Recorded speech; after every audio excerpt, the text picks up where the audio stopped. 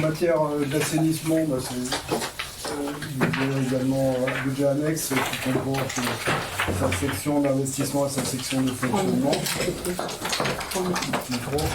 Sa section d'investissement et sa section de fonctionnement.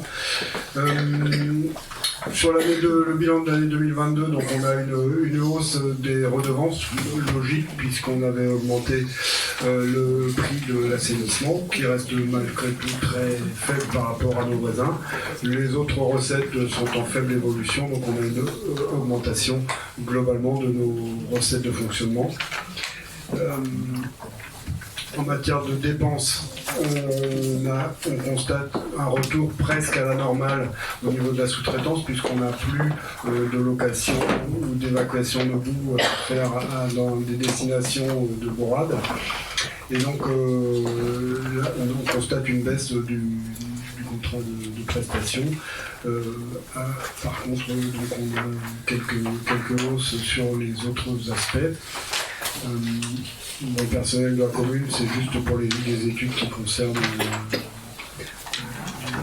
la nouvelle station d'épuration. Et donc, par contre, on a une hausse significative de nos consommations électriques, hausses qui vont se poursuivre, puisqu'entre 2021 et 2023, on passera de 40 000 à peu près euros de dépenses électriques à 140 000. Au global, sur l'année 2022, on conserve une épargne positive du service autour de 53 000 euros.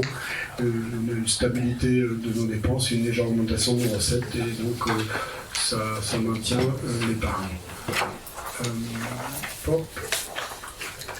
Les perspectives, c'est effectivement l'extension de la station qui démarrera dès que les dossiers administratifs et les autorisations nécessaires seront obtenues.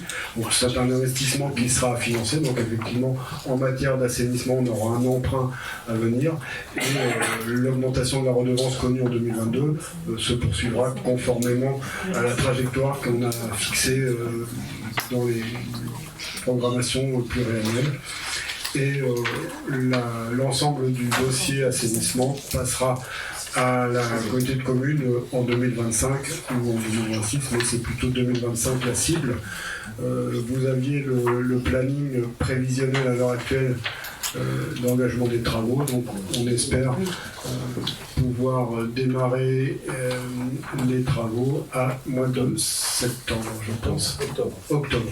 En octobre, suivant les dernières indications, et avant, ce sont la démarche administrative et de l'autorisation environnementale de la station qui sont à boucler.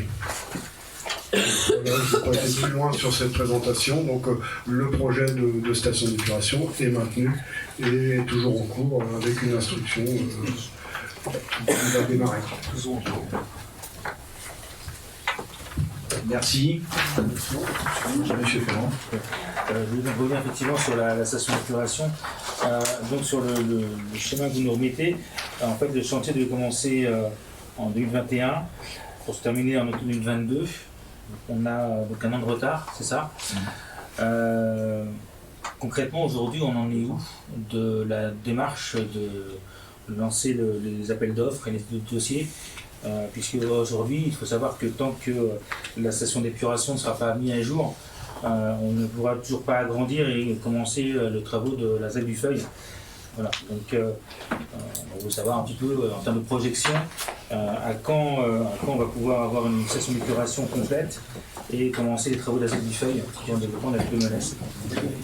Et à côté de cela, dans la mesure où on parle de délai, vous nous parlez de la cible de 2025. Quelles conséquences là va avoir pour la ville de Melesse, le dossier à la communauté de communes de la ville de Meunier, en termes de coûts et en termes d'organisation de la station d'épuration? Ça, je peux donner les éléments. En gros, c'est la communauté de communes qui prendra la maîtrise d'ouvrage sur tous les équipements d'assainissement collectif de différentes communes et l'exploitation qu'elle délèguera ou dont elle fera ce qu'elle choisira de faire. Et donc, au niveau donc, de la station, elle continuera d'être exploitée normalement, de se développer si elle est en cours de construction. Et en ce qui concerne les redevances, probablement qu'on aura une hausse des redevances, puisque les redevances à Melesse sont les plus basses de la communauté de communes. Généralement, ces convergences se font sur plusieurs années. Le choix n'est pas, à ma connaissance, du tout entériné, donc on peut penser qu'on aura un rapprochement des redevances, une homogénéisation sur le territoire de la communauté de communes sur une durée de quelques années, on va dire. Et les conséquences, c'est un budget annexe, je le disais tout à l'heure. C'est un budget annexe, donc le transfert de la compétence emporte le transfert du budget annexe de chacune des communes, dont la commune de Melesse sur l'assainissement collectif, vers un budget annexe à créer à la communauté de communes. Tout simplement. Ça, je l'entends effectivement, mais au-delà de ce côté budget annexe ou pas, quoi qu'il en soit, le consommateur est payeur. Donc, c'est quel est le coût derrière pour. M. Dumas vient d'évoquer quelques pistes de réponse. Aujourd'hui, l'étude n'est pas menée sur cette partie-là. Mais il y a bien dans les obligations pour un service donné sur un territoire de communauté de communes de faire converger les tarifs sur une période qui reste à définir. Parce qu'elle n'est pas étudiée. C'est ce qui s'est passé par exemple au syndicat d'ordre ménagère, au SMICTOM, que je connais, où effectivement il y a une convergence des tarifs qui se poursuit sur certains aspects encore, qui n'est pas terminée, entre le SMICTOM dit anciennement Ilérance et le SMICTOM des Forêts. C'est exactement le même cas de figure. Je reviens juste sur ma première question, en termes de délai administratif avant lancement des travaux. C'est la page 37. C'était page 44. Comment? Page 37. Non, du diaporama.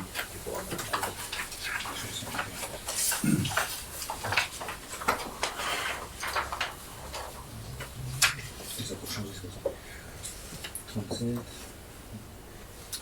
Quant au lancement des travaux d'extension de la station d'épuration, il ne conditionne pas le démarrage des travaux de l'aménagement des Lacs du Feuil sur les premières tranches.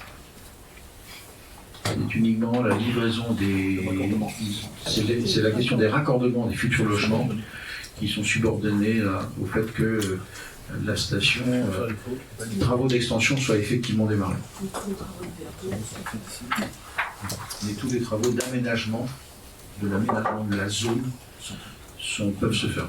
Oui, la zone, effectivement, pas forcément commercialisation, enfin en tout cas construction de nouveaux biens immobiliers. Après, c'est le choix de l'opérateur. Oui. Construction n'est pas raccordement. D'accord. La commercialisation, c'est une autre étape. Ensuite, il y a la construction. Juste, je vais vous faire rire. Ah oui, ça, si, vous commencez sérieusement là-dessus à nous faire rire. Monsieur le maire, vous êtes en train d'expliquer qu'on va construire sa maison et qu'on n'aura pas le droit de la raccorder, et donc on n'aura pas le droit d'utiliser les toilettes chez soi. C'est exactement ça que vous êtes en train d'expliquer aux Mélusiens. Mais si, parce que vous avez expliqué que vous faisiez votre station l'année dernière, puis l'année d'avant, vous l'avez toujours pas commencé. La réalité, c'est ça, et vous ne pouvez pas dire autre chose. Non. Mais si. Je vais laisser M. Maury intervenir. Vous ne voyez pas le poisson. Vous avez 2 ans de retard sur la STEP. C'est la réalité des... Oui, la réalité, c'est que vous avez 2 ans de retard. La réalité des documents préfectoraux. M. Maury. Oui, ça n'empêche pas la commercialisation, puisque la plupart des aménageurs, lorsqu'ils contractualisent avec un acquéreur de terrain, au niveau des documents notariés, il est fait état et les gens sont parfaitement bien informés. C'est le cas, par exemple, pour le lotissement du Haut-Bocage, où très clairement, y compris avec un courrier à l'appui des services du service urbanisme, eh bien, il est clairement indiqué les différentes étapes qui permettront, entre guillemets, l'autorisation. On sait aujourd'hui, en termes de timing, que les premiers raccordements sur ce lotissement pourront se faire, puisque l'arrêté préfectoral a indiqué au démarrage des travaux de la STEP. L'arrêté préfectoral de l'aménagement. Et les premières demandes de permis arrivent, donc considérons 3 mois plus 2 mois de recours légal, plus 1 an de construction. Donc il n'y aura pas. Et pour la ZAC du Feuil, la commercialisation se fera sans problème, mais avec éventuellement les précautions d'usage, notamment de la part de l'aménageur, qui se doit contractuellement de l'indiquer dans les actes éventuellement notariés. Si c'est le cas, on verra. Hein. C'est pas sûr que ça aille jusque-là. J'entends bien, mais entre le haut bocage et la ZAC du Feuil, c'est pas la même proportion de Ah, donc je suis d'accord avec vous, même si c'est plusieurs tranches, mais ça posera absolument aucun problème. Les travaux de VRD vont démarrer et aujourd'hui, puisque évidemment c'est un sujet qu'on aborde avec l'aménageur de la ZAC du Feuil, pour l'instant il n'y a pas d'inquiétude particulière par rapport au timing qui est imaginé. Merci. Monsieur Margot. Vous dites bien, Monsieur Maury, ou j'ai pas compris, que c'est la date de démarrage des travaux. Alors, donc la date de démarrage des travaux, alors qu'on n'a pas encore fait les études, on peut estimer, parce que vous nous avez déjà expliqué l'année dernière, que la date prévisionnelle de démarrage des travaux, ça serait, alors à l'origine ça devait être 2021, puis 2022, et aujourd'hui vous nous dites, mais tout va bien, Madame la Marquise, c'était pas il y a 2 ans parce qu'on s'est trompé, c'était pas l'année dernière parce qu'on s'est trompé, et cette année il faut absolument qu'on vous croie. Non, Sur le fait, pas... et oui Madame Gardier, mais c'est la réalité. Non, mais... Vous mentez en 21, vous mentez en 22, pourquoi vous croire en 23? Alors, ok. Alors, Madame Massé, mentir, ne monsieur cachez pas derrière votre écharpe, dites-nous pourquoi le démarrage des études n'a toujours pas été fait. Alors, la marquise va vous répondre, monsieur le marquis. D'abord, je ne mens pas. En tout cas, j'aimerais bien, si tel était le cas, que vous puissiez... Par omission, à minima, très à minima par omission. Même pas par omission, mon père. Non, mais vous m'avez traité de frère tout à l'heure. Je renvoie l'ascenseur. En ce qui concerne, en ce qui concerne les éléments, d'abord la ZAC du Feuil a pris un retard, tout simplement parce qu'il y a eu, entre guillemets, cette problématique de zone humide qui a pris un certain nombre de temps, qui a obligé, entre guillemets, un certain nombre de choses. Alors certes, effectivement, on aurait pu avoir des capacités divinatoires et imaginer qu'à un endroit qui n'était pas répertorié très officiellement par une société dont les compétences ne sont pas à remettre en cause, est devenu, entre guillemets, zone humide. Voilà, c'est tout simplement ça. Et pour moi, aujourd'hui, il n'y a pas de problème en termes de démarrage de la ZAC. Merci. D'autres interventions? Une dernière remarque, monsieur le maire, si vous m'y autorisez, sur l'ensemble du DOB. On vous écoute. En 6 mots. Vous avez ce soir promis aux Meléciens une augmentation des bases. Certes, qui n'est pas de votre responsabilité, mais vous leur avez quand même promis une augmentation des taux. Donc ça veut dire que vous augmenterez les impôts. Madame Mestri, si vous n'êtes pas intéressé par ce que je dis, vous en avez parfaitement le droit. Et vous avez désormais expliqué, par la bouche de monsieur Dumas, que vous alliez augmenter la redevance. Donc pour un homme qui a promis, si, M. Dumas a dit clairement que la redevance assainissement à Melesse était en dessous des autres communes et que donc elle augmenterait, c'est mathématique, c'est factuel, c'est même légal, M. le maire. Mais on en reparlera plus tard, j'imagine, en conseil communautaire. Donc la réalité, c'est que l'homme, Claude Jaouen, qui a promis en 2020 aux contribuables meléciens que les impôts n'augmenteraient pas, a tenu parole pendant 3 ans, et encore.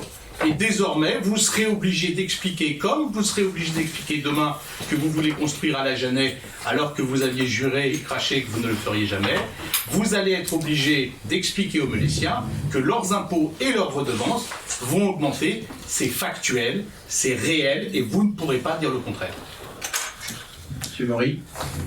Oui, juste, effectivement, j'espère que les Meléciens auront de la mémoire, puisque depuis maintenant quasiment 6 ans, nous n'avons pas augmenté les impôts à Melesse.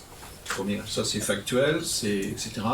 Ensuite, Melesse n'est pas une entité à part, un village gaulois complètement isolé. Il ne fallait pas faire des promesses, s'il vous plaît. Vous permettez? Et vous avez fait des promesses. Jean-Baptiste Marbeau, est-ce que je peux aller jusqu'au bout de... Non, vous allez m'expliquer que vous ne tiendrez pas vos promesses et que vous n'avez Monsieur pas Marbeau, s'il vous plaît, monsieur Marbeau, Oui, qu'est-ce qu'il faut faire pour que vous respectiez les règles et que vous laissiez parler monsieur, un de vos collègues? Voilà, je vais... D'autres que vous s'y sont épuisés, monsieur le maire. S'il vous plaît, comment?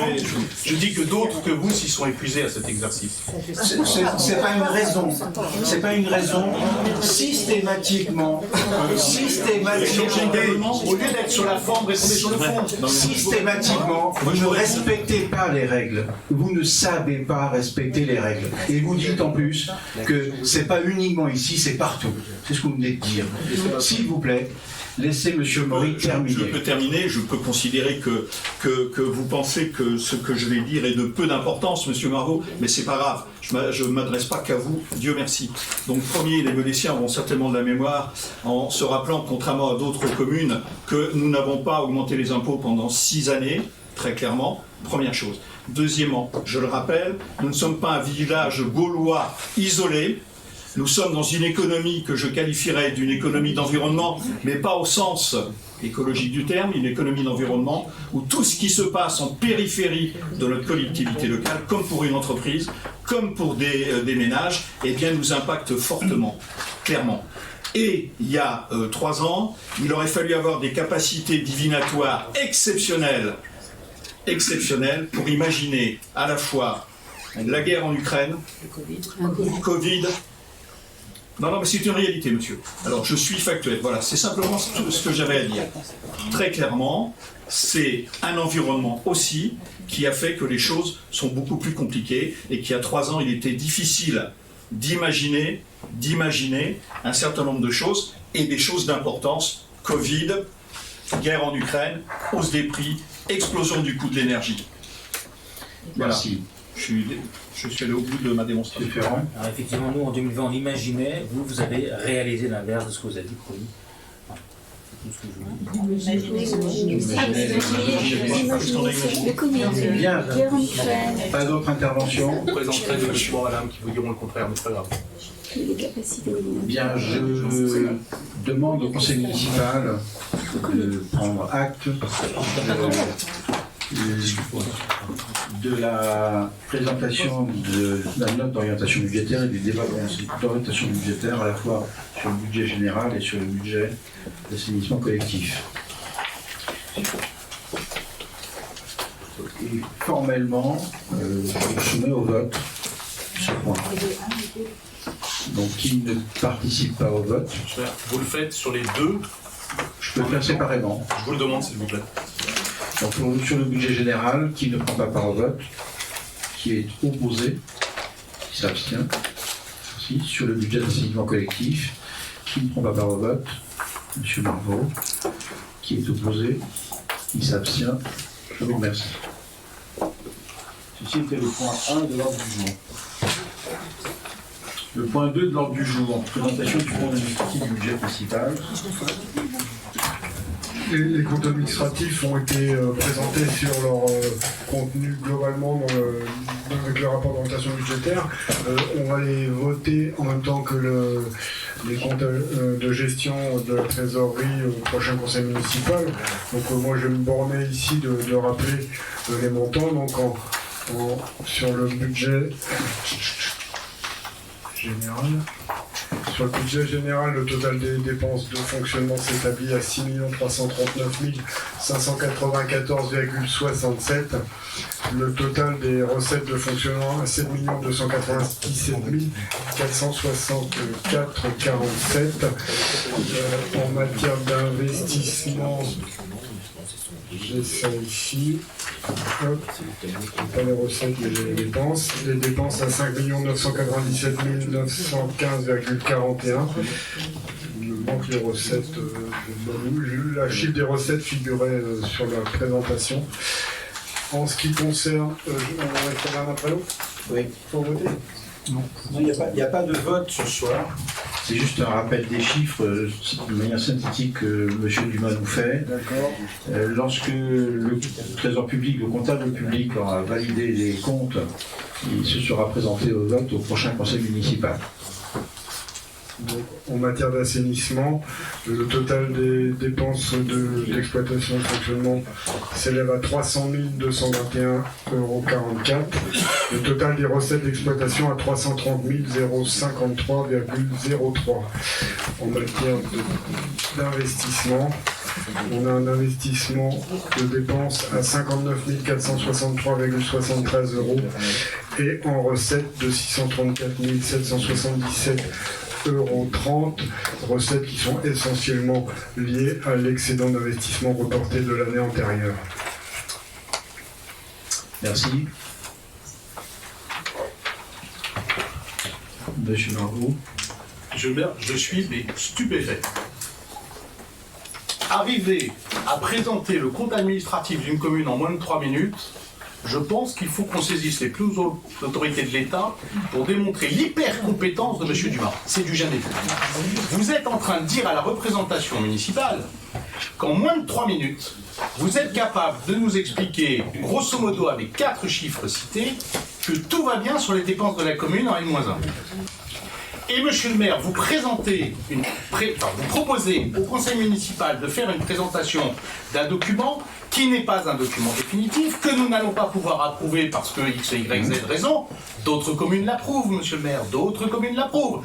Donc que n'avez-vous décroché votre téléphone la semaine dernière pour appeler le trésorier payeur général en disant « Coco, j'ai une réunion la semaine prochaine, il faudra peut-être se secouer ».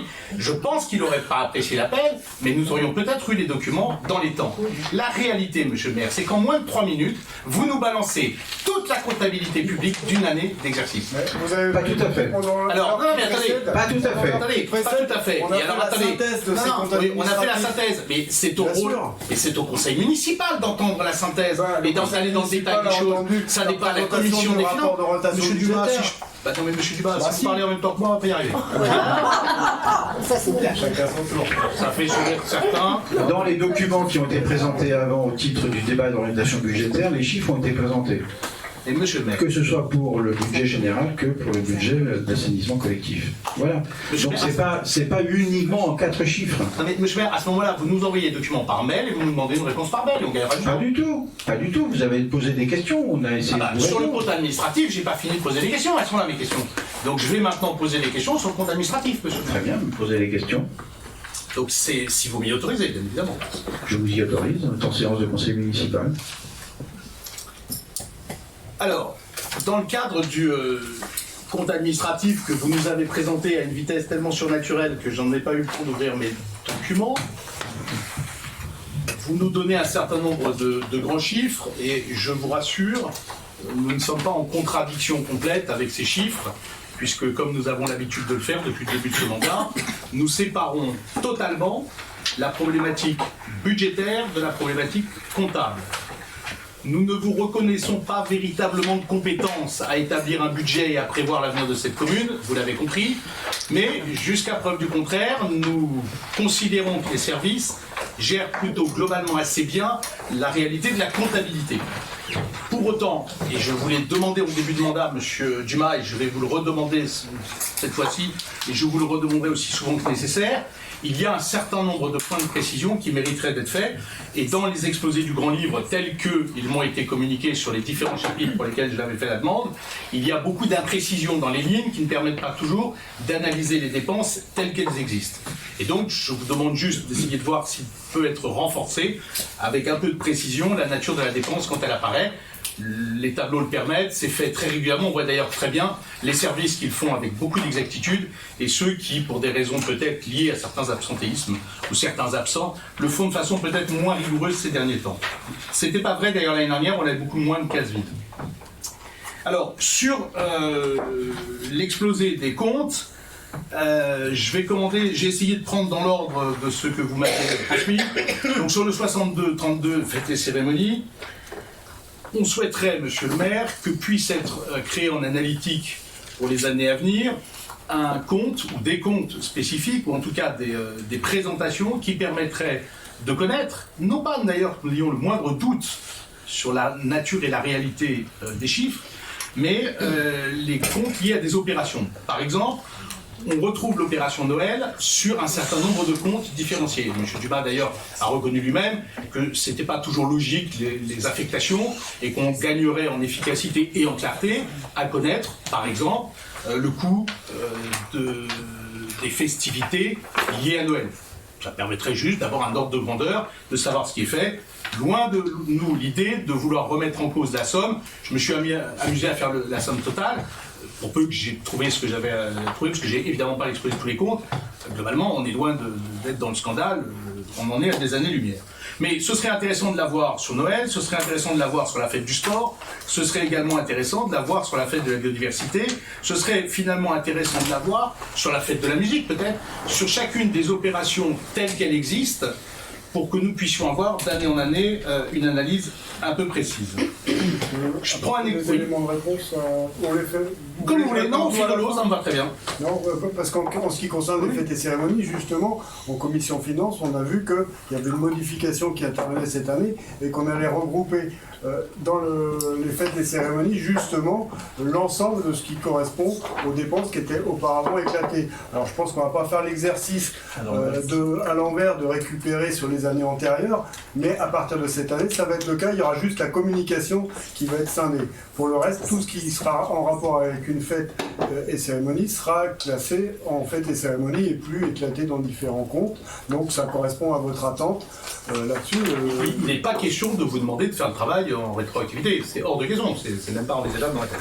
Alors, vous répondez déjà à une des premières questions que je voulais poser, vous avez toujours su, monsieur Dumas, que je l'ai posée en séance, non pas que je n'ai pas une partie de la réponse qui m'a été donnée, mais parce qu'il est nécessaire qu'elle figure au compte rendu et qu'elle puisse être entendue par l'ensemble des conseillers et des citoyens qui nous suivent sur les réseaux sociaux. Donc ce deuxième chapitre 024, fêtes et cérémonies, qui pose un problème, mais vous venez d'apporter la réponse. Même chose sur les chapitres différenciés avec Noël et autres. Là, j'ai deux questions et une demande de précision peut-être. Alors, première question, sur les vœux du maire à la population, donc en 2022, il est fait référence à un dépliant 4 pages pour un montant de 630 €.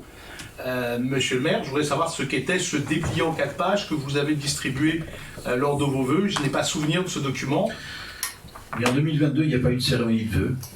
Il n'y a pas eu de cérémonie de vœux, il y a eu une vidéo plus un dépliant 4 pages qui était distribué dans toutes les boîtes aux lettres. Alors, monsieur le maire, c'est pas à ce moment-là, c'est le dépliant, c'est la carte de vœux. C'est la carte de vœux. D'accord. Mais c'est pas le film. Là, en l'occurrence, Non, pas. non, Le non. film, il a été fait en régie, de toute façon. Le film a été fait en régie. Ok. D'accord, donc c'est la Donc carte. c'est la carte de vœux n'ayant pas eu de cérémonie comme on a eu en début 2023. Typiquement, monsieur le maire, quand la personne qui est en charge de cette dépense a introduit la dépense dans le tableau, elle l'a écrit, vœux du maire à la population, dépliant 4 pages. Nous aurions eu carte de vœux du maire 2022. Vous avez la réponse. Voilà. Je sais pas. Ça suscite des réactions? Non. Non mais, Je vous invite à poursuivre. vous savez, la vérification des comptes publics, c'est parfois une chose intéressante. Petit point au passage sur les locations mobilières et le chapitre 61-35, pour informer nos collègues qui ne connaissent peut-être pas par cœur, moi je ne le connaissais pas ce chiffre, il est intéressant. Une salle de classe, c'est 1 230 € en location à Adgeco par an. C'est une information qui peut être mémorisée et le cas échéant réutilisée. On pourrait faire peut-être parfois quelques économies. Sur le chapitre contrat de prestation de service, chapitre 611, on a par mois et par salle. Pardon, j'ai pas été par mois et par salle. Là, on comprend mieux. Pardon, je suis allé trop vite, vous avez raison. Sur l'assistance informatique et sur l'ensemble des travaux informatiques liés à nos matériels, est-ce qu'on connaîtra, monsieur Dumas, de la même façon qu'on l'aura sur les fêtes et cérémonies, une concentration des dépenses pour qu'on puisse savoir quelles sont les dépenses effectuées réellement en informatique à l'année? Est-ce qu'on a un budget, alors c'est pas un budget annexe, mais est-ce qu'on peut isoler la dépense informatique qui apparaît dans tout un tas de documents et qui aurait un certain intérêt? Je pense que c'est faisable de rassembler toutes les dépenses Mais informatiques. dans la mesure du possible, on vous demande de le faire. Je souligne, monsieur le maire, que vous avez fait nettoyer les graffitis du pont du Super U pour la maudite somme de 590,63 €. Je voulais rappeler que l'association Ensemble Melesse avait offert cette prestation il y a 3 ans à la ville de Melesse, puisque nous avions procédé nous-mêmes à un premier nettoyage à l'occasion d'une des opérations de nettoyage. Donc nous avions fait économiser la somme de 600 € à la ville de Melesse. Une question concernant la facture accueil fourrière animale. Sur 2022, on a une facture de 7000 quelques euros. On a, j'imagine, des recettes en face de cette dépense. Là encore, loin de moi l'idée de complexité la dépense. Je voudrais juste savoir sur ce sujet-là, c'est un ramassage d'animaux errants sur le territoire de la commune que nous confions à un prestataire extérieur. Tout à fait. Est-ce qu'il serait possible, monsieur le maire, de savoir à combien de Il y a ramassages par an? refacturation. Il y a refacturation Monsieur le maire, propriétaire. j'ai pas fini ma question. Est-ce que nous pourrions avoir, s'il vous plaît, quelques éléments d'information sur le nombre d'animaux errants qui sont récupérés et les montants qui sont refacturés? Ouais, c'est possible.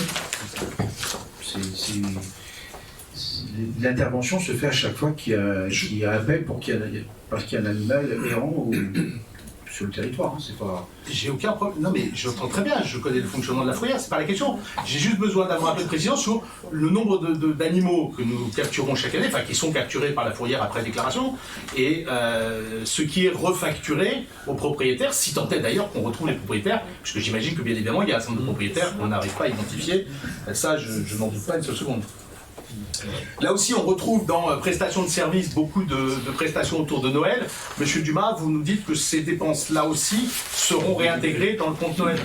Si elles sont en rapport avec Noël, elles le seront. La pose de 2 guirlandes, a priori pour Noël, C'est tout à fait ça. C'est tout à fait ça. Merci pour cette précision. Je ne ferai pas de remarques sur la dépense liée à la chasse des ragondins. C'était une boutade, merci de l'avoir souligné. Monsieur le maire, une question là qui m'interpelle parce que ça ne me dit absolument rien. Dans le chapitre 61-88, autres frais divers, on a un appel à projet, j'imagine 2 points, mobiliser les Bretons, formation et accompagnement, pour une somme de 4000 et quelques euros. La commune a déposé dans un appel à projet de la région de Bretagne et de l'ADEME un projet sur mobiliser les Bretonnes et les Bretons.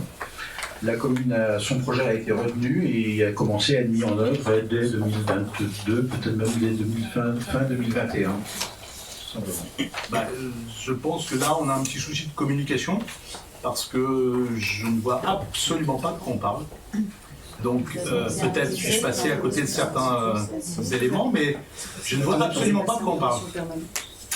C'est un projet qui a été exposé en conseil municipal quand on a fait la demande de subvention. Et ensuite, quand on a eu la subvention, vous avez été invité à une formation, notamment une formation sur les méthodes participatives. Et ensuite, les différents projets, les différentes actions ont été exposées en commission environnement et en conseil local de la biodiversité. Voilà, notamment la mise en place du coefficient de biodiversité, par exemple, pour lequel on avait invité la commission urbanisme à participer, par exemple. Très bien, ça manque un peu de concret, mais... C'est très concret. C'est concret. Et participation de votre part, peut-être. Ça, vous êtes sûr que ce genre de choses, c'est pas la peine de prévoir ma place. Vous l'avez bien compris d'ailleurs, c'était pas la peine que je vous le dise, monsieur Dumas. Oui, mais le référent était présent à une première commission, après malheureusement les horaires ne connaissent pas. Oui, non, mais vous avez participé à une séance de formation. À une séance, je crois qu'il y a 3 séances en mémoire. Et les 2 autres étaient Bien, dans la journée. Donc c'est bien concret. On poursuit. Je vais travailler tranquillement ou il faut se bousculer? Je vous invite à poursuivre si vous avez d'autres questions. Vous me demandez d'être calme et zen et vous me bousculez. Pas du tout pressé, je vais rien dire. Je suis calme et zen. Non, c'est à moi de vous demander, vous voulez ça, oui.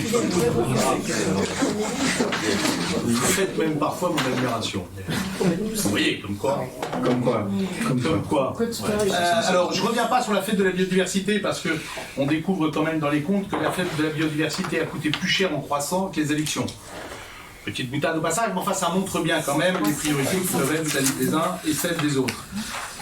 Moi j'ai une question pour vous, Madame Ledré, en tout début, c'est depuis quand la guêpe est un animal nuisible?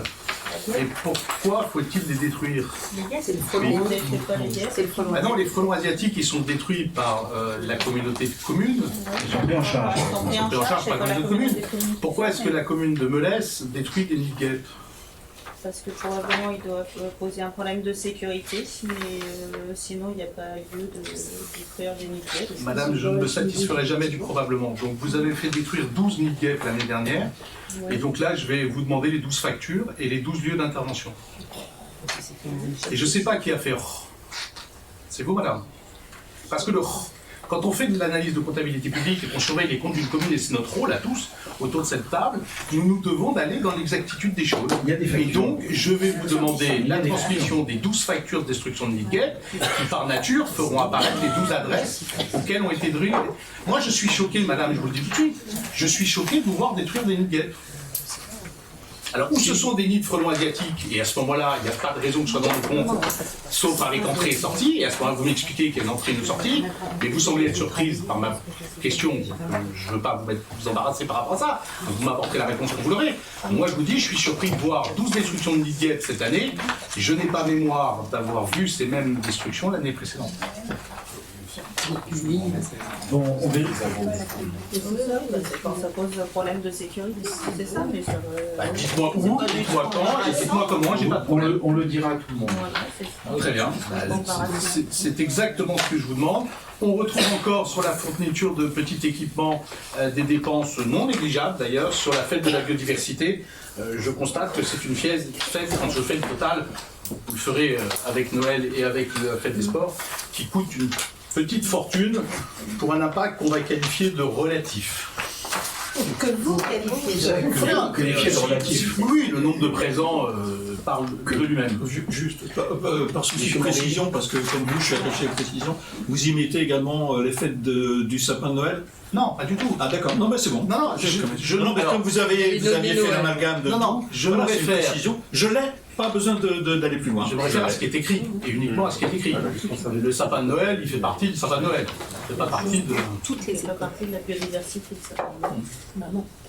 À ce moment-là, soyez précis dans les intitulés. Si le sapin de Noël est acheté pour autre chose que pour les fêtes de Noël, il faut le spécifier, et c'est pas plus compliqué que ça. Monsieur le maire, là j'attaque un sujet délicat, je ne sais pas qui a dit le mot, il est très délicat, oui. Dans les honoraires, il y a deux choses qui sont surprenantes. La première, c'est que nous retrouvons sur 4 lignes des honoraires pour protection fonctionnelle d'agents. Exact. Oui, monsieur le maire, sans vous demander d'aller dans le détail des procédures, si la commune de Melès a été obligée de prendre un avocat, ce qui est son devoir, pour intenter une procédure en protection fonctionnelle d'un agent, c'est déjà sur une année, un agent sur 88, extrêmement grave. Nous en avons sur l'année dernière 4. C'est-à-dire que nous sommes 4 fois dans un niveau de gravité qu'on peut qualifier de très élevé. Je suppose que vous l'avez... Comment vous faites, vous faites la relation de qualifier dans des critères de gravité? Monsieur le maire, pour que vous ayez besoin d'un agent pour défendre pour que vous ayez besoin d'un avocat pour défendre un agent, c'est que les faits qui sont derrière ils sont graves. Sont suffisamment graves pour que l'agent, que la protection de la collectivité de l'employeur soit apportée à l'agent. On est bien d'accord. Tout à fait. Voilà. Nous avions tout à l'heure, et vous savez, comment le dire sans vous faire rire? J'ai suivi une formation où on nous apprend à identifier les signaux faibles de façon assez précise. Moi, quand je lis dans les documents successifs que nous avons un taux d'absentéisme des agents plus élevé, nous avons des agents qui ont totalement disparu de la circulation et pas des moindres. Et nous avons derrière des honoraires d'avocats relativement importants pour apporter aide et assistance à des agents dont on pourrait penser qu'ils sont dans une situation. C'est des voyants qui s'allument et qui m'inquiètent. Dites-moi juste, monsieur le maire, dites-moi juste, et je ne vous demande rien d'autre, je ne vous pas de détails les choses. Mais dites-moi juste que vous n'êtes absolument pas inquiet et je vous entendrai. Sur les situations qui ont nécessité d'apporter le soutien de l'employeur auprès des agents, c'était absolument nécessaire. Ce n'est pas ma question, monsieur le maire. Je ne vous demande pas de me dévoiler les choses, je vous demande juste si vous avez un niveau d'inquiétude ou pas. Est-ce que vous êtes inquiet ou pas? Non, je ne suis pas inquiet. D'accord. Donc j'entends cette réponse que j'ai posée à l'homme Claude Jaouen et qui m'a répondu non, je ne suis pas inquiet, je l'entends parfaitement. Et cette réponse, monsieur le maire... Vous m'avez posé la question en tant que maire, oui, mais employeur. Oui, monsieur le maire, oui, mais ce que je veux dire, c'est que c'est à l'homme Claude Jaouen que je demandais de me répondre. Vous m'avez répondu en toute transparence et ça me va très très bien. Et je vous entends et c'est un sujet clos. En revanche, j'ai un peu de surprise là. On sait qu'il y a 2 procédures un peu lourdes sur la commune aujourd'hui. C'est la procédure qui concerne la ville contre les riverains de l'école Sainte-Anne, procédure qui a duré déjà, dont on ne sait pas très bien, parce que j'ai vu que les panneaux de permis de construire commençaient à arriver, mais donc ça veut dire que j'imagine que la procédure d'appel qui avait été lancé est arrivé à conclusion. J'ai demandé, mais M.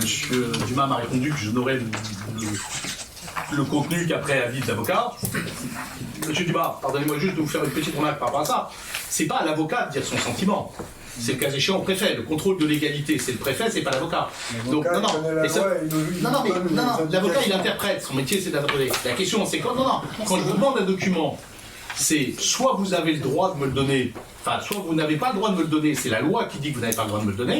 Parce qu'il regarde un individu en particulier et que je n'ai pas à connaître de la situation particulière, n'étant pas le maire de la commune et n'étant pas donc le patron des agents, et j'en conviendrai immédiatement, soit vous me transmettez les documents liés à toutes les procédures intentées par la ville contre des tiers qui ne sont pas des individus. Et ça, c'est au préfet, le cas échéant, de répondre, et en aucun cas à l'avocat de vous dire si vous avez le droit ou pas. J'ai clair sur la loi, et nous, on applique la loi. Posez la question plutôt au contrôle de légalité qu'à l'avocat. Donc, je ne vois aucune dépense liée à ces deux procédures, monsieur le maire, celle des riverains de l'école Sainte-Anne et celle des propriétaires de la maison du Babourg, pour lesquels, là encore, on ne voit pas de coût d'avocat, alors qu'on sait que les procédures sont en cours. Concernant la maison du Babourg, nous sommes en pré-contentieux. Pour l'instant, ce sont des interventions d'expertise sur expertise. Il y a depuis 4 ans. Et ceci depuis près de 4 ans. 3 ans. Voilà. Alors, pardonnez-moi, monsieur le maire, mais je ne sais pas ce que veut dire un pré-contentieux d'un point de vue juridique. Mais c'est pas au tribunal, à ce jour. Alors, si c'est pas au tribunal, ça veut dire qu'un des tiers, l'intéressé ou la commune, ont saisi une autorité quelconque pour qu'il y ait des expertises. Des assurances de la commune. D'accord. Donc on en est au stade aujourd'hui des assurances respectives des deux qui interviennent en contre-expertise. Qui interviennent en contre-expertise face au... D'accord. Monsieur le maire, vous me confirmez ce soir qu'il n'y a pas de contentieux engagé contre la commune sur ce sujet. Pas de contentieux engagé, c'est encore dans le stade des experts, des assurances qui mandatent leurs experts. Et pour l'école Sainte-Anne, enfin pour les riverains de l'école Sainte-Anne? Pour l'école Sainte-Anne, il y a eu en effet un appel, une intervention en cours d'appel qui a fixé une modification du permis de construire dans un délai qui était également indiqué, et ça c'est pas court. Alors là, je vous demanderai, parce que là, il n'y a aucune raison que ça ne soit pas transmis, la copie de la décision de la Cour d'appel, s'il vous plaît. Et j'aimerais juste savoir à quelle ligne correspondent nos avocats. C'est à moi ou c'est directement au juge de vous la transmettre? Ah, c'est à vous, monsieur le maire. Moi, c'est en tant que conseiller municipal que je vous la demande. Je revérifierai ce point. Mais oui, c'est pour monsieur Martin. Le jugement est public et les dépenses correspondent aux lignes Juriadis. Oui, monsieur Martin. Un conseiller municipal qui demande au maire de la commune de lui transmettre un document, le maire lui fait deux réponses. Je vous l'envoie demain ou dans les 15 jours qui viennent, parce que je n'ai pas le temps demain. Ou il lui répond, ce n'est pas légal que de vous le transmettre, et à ce moment-là, on en discute. C'est tout à fait légal. Le jugement est public. Le jugement est public. Je demande de me l'envoyer. Les documents sont transmis. Pour répondre à la référence sur cette affaire-là, c'est Juriadis Néotoa les références sur les lignes du Groset. D'accord. Et donc pour le Babourg, vous n'avez même pas à ce stade pris conseil auprès d'un avocat sur la procédure. Nous sommes accompagnés par un avocat via notre compagnie d'assurance. Via la compagnie d'assurance. Donc il apparaît pas en dépense directe. Non, ça n'apparaît pas. Il n'y a aucune dépense. Je cherche juste à comprendre, vous savez. C'est ce que je vous ai répondu. Oui, si c'est sous le meilleur.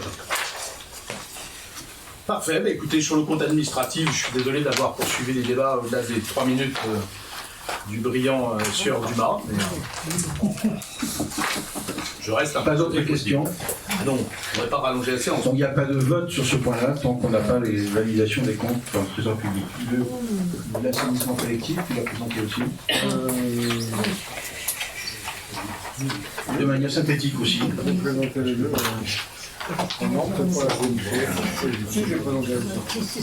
Sur la partie assainissement, est-ce qu'il y a des questions? Pas de questions.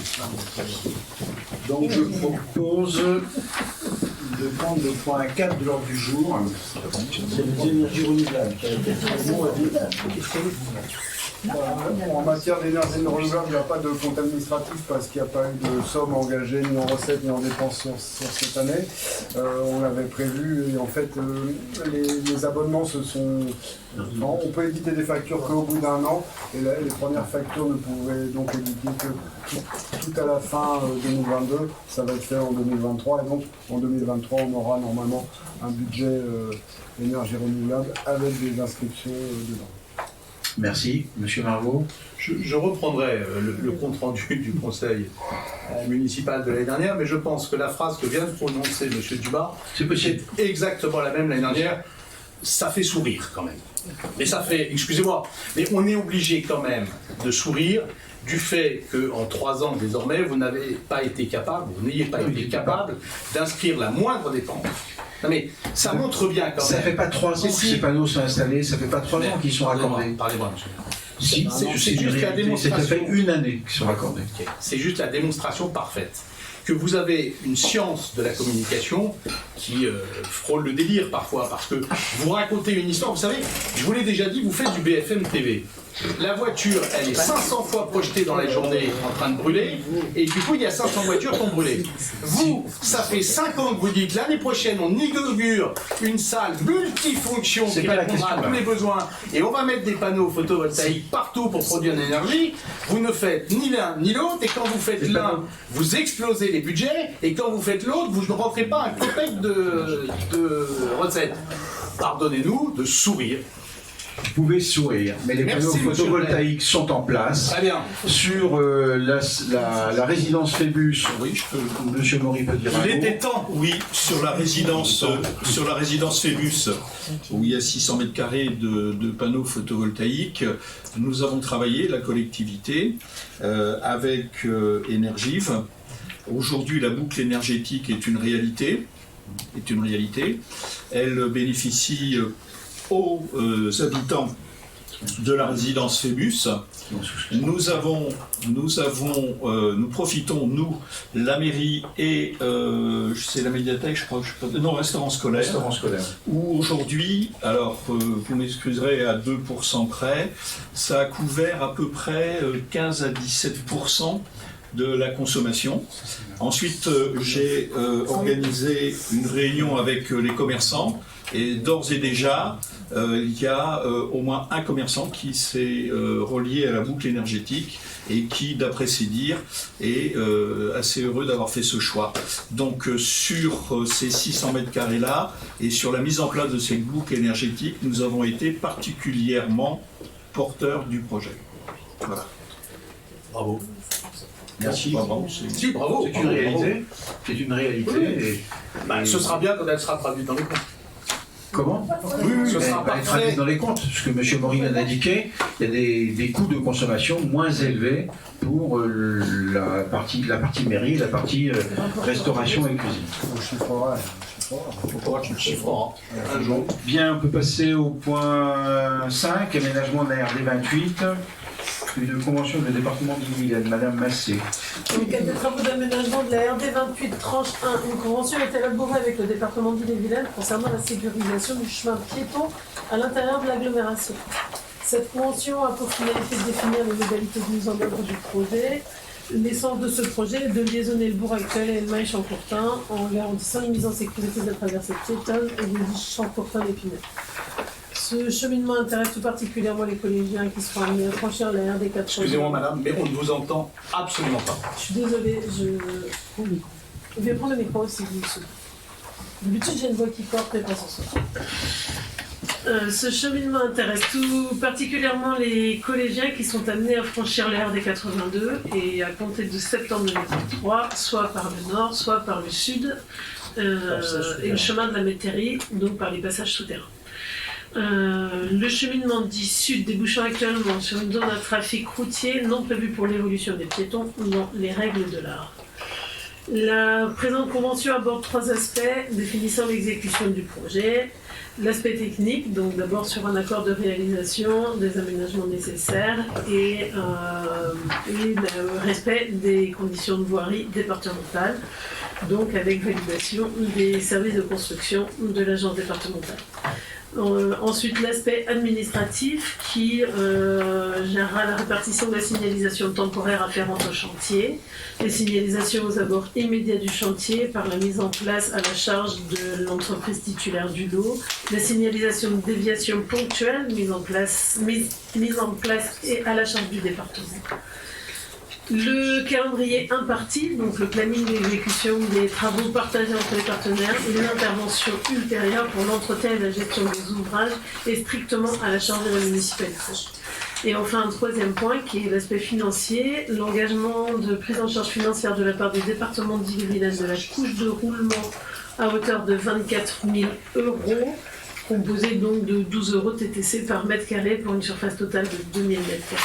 Une largeur de chaussée de 6,50 m. Et l'engagement de prise en charge financière de la part du département des travaux de réparation de la structure de la chaussée à hauteur de 6 700 €, composé à 150 m² de surface à purger, soit 44,66 TTC par mètre carré. Merci. Des demandes de précision. Monsieur Margot. Non, une explication de vote. Monsieur le maire, nous allons nous abstenir sur cette délibération. Chat échaudé, craint l'eau froide, donc on en reparlera dans 3 minutes ou 4 minutes sur un précédent. Et puis surtout parce que nous réclamons et appelons de nos voeux non pas des aménagements ponctuels à des endroits précis, mais une vision globale. Et nous redisons ce que nous avons dit depuis le début, à la seconde où vous avez souhaité que des implantations se fassent à cet emplacement-là.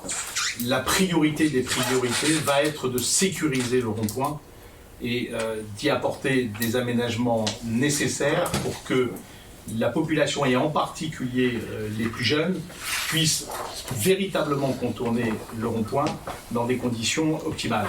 C'est illusoire de croire, monsieur le maire, illusoire de croire que des gamins sur des vélos allant au collège demain, ou en trottinette, ou à pied, feront un choix, je dirais, judicieux d'un trajet qui les sécurise. Ils choisiront la ligne droite, et ils choisiront la ligne droite encore plus vraisemblablement quand ils seront un peu sous pression, un peu en retard, et qu'ils arriveront du centre-bourg. Et donc l'aménagement tel qu'il existe sur le rond-point aujourd'hui est extrêmement dangereux. Et malheureusement, on voit déjà un certain nombre de Meulésiens le traverser, et on sait dans quelles circonstances ils le traversent, et c'est une mauvaise chose compte tenu de son absence totale de dispositif. Il n'est pas prévu pour ça à l'origine, et quelque part c'était son aménagement d'origine. Aujourd'hui, nous demandons à ce que ce rond-point soit véritablement aménagé. On vous proposera d'ailleurs d'en faire un vrai rond-point qu'on appelle hollandais, de telle façon qu'on puisse véritablement avoir des circuits parallèles de circulation pour les usagers de mobilité douce. Arrêtez de faire de la peinture sur les trottoirs, rentrez vraiment dans un schéma de mobilité douce. Donc dites-nous comment on rejoint vraiment le collège et la salle sans fonction et le centre-bourg, et ne nous donnez pas un schéma sur 50 mètres, tout qualitatif qu'il soit dans son aménagement. Il est illusoire de penser qu'il aura une vraie utilité compte tenu des enjeux qui sont là. Je prie le ciel, monsieur le maire, pour qu'il n'y ait jamais un drame sur le rond-point, parce que nous serions tous fautifs dans cette affaire. Et pourtant, il existe des passages souterrains au nord et au sud. Monsieur le maire, apprenez à un enfant ce qu'est une ligne droite, vous y passerez des heures. Filez-lui un vélo, une trottinette, il vous explique la ligne droite en moins de 2 minutes. Je sais qu'il peut expliquer la ligne droite en moins de 2 minutes. Je sais aussi que, disposant sur la commune d'un passage souterrain au nord et d'un passage souterrain au sud, que notre volonté est de faire en sorte que ces cheminements soient mieux identifiés sans doute et sécurisés. Et c'est l'objet de cette convention. Prendre comme position de ne pas voter ou de voter contre, je ne sais pas ce que vous allez faire. Non, nous allons nous abstenir, je dis, monsieur le maire. Soyez clair. Non, la position est claire. Un vote abstentionniste, ça n'est pas un vote contre. Non, c'est pas un vote contre, mais c'est pas un vote positif.